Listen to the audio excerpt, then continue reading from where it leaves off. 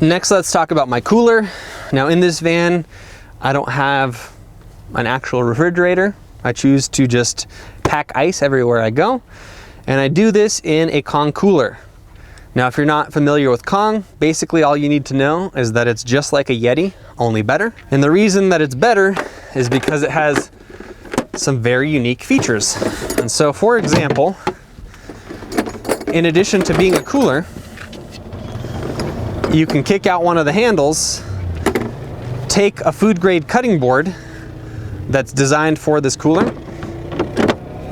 and attach it like so, and now you have counter space, and the counter space is also a cutting board. So now you have a cooler, you have counter space and a cutting board. Yes, we're back on the multifaceted rant. And so a Kong cooler is not cheap by any means, but it does cost less than a Yeti. And so if you're gonna spend your hard-earned cash, you might as well get something totally awesome with it. And in the cooler realm, I think that means Kong. You also have on this side a little bottle opener that looks like a gorilla. I'm not gonna rant too much about the cooler here.